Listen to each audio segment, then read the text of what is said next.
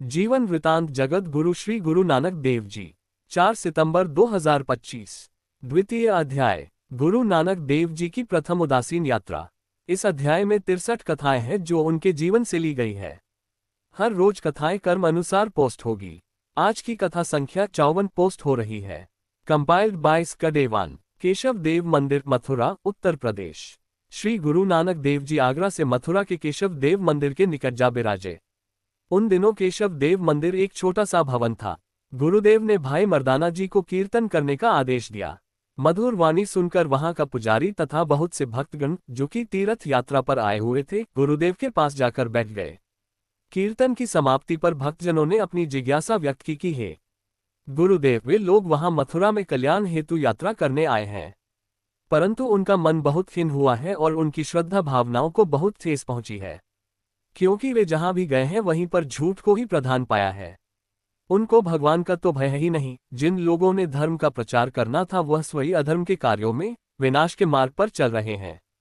ये सब सुनकर गुरुदेव कहने लगे, भक्तजनों, बात यह है, आप लोग इनको जो रुपये दान दक्षिणा में देते हो वह धन इतना अधिक होता है कि यह लोग उस धन का दुरुपयोग करना प्रारंभ कर देते हैं, जिससे इनका मन मलिन हो जाता है तथा धीरे धीरे संस्कार भ्रष्ट बन जाते हैं। वास्तव में जो लोग परिश्रम न कर दान में मिले रुपयों से अयाशी विलासिता का जीवन व्यतीत करते हैं, वे आचरण से गिर जाते हैं। पुजारी, बात यह है कि यह समय कलयुग का है, इसलिए चरित्रवान होना संभव नहीं। गुरुदेव जी, पुजारी जी, आप अपने को धोखा देने के लिए मन में झूठा भ्रम पाले बैठे हैं। वास्तव में कल युग क्या है? किसी विशेष वस्तु का नाम है? नहीं, वह मन की एक अवस्था का नाम है। जहां बुरी विचारधारा के लोग होंगे तथा कुसंगत करेंगे, वहां कलह क्लेश अर्थात वहां कल युग है। जहां शुभ विचारों वाले लोग सत्संग करेंगे वहीं सत्य युग है। आप ही बताएं, सत्य युग या कलयुग में प्रकृति ने अपना कोई स्वरूप बदल लिया है?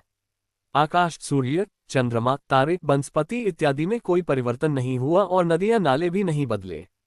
वास्तव में हमारी विचारधारा में अंतर आ गया है।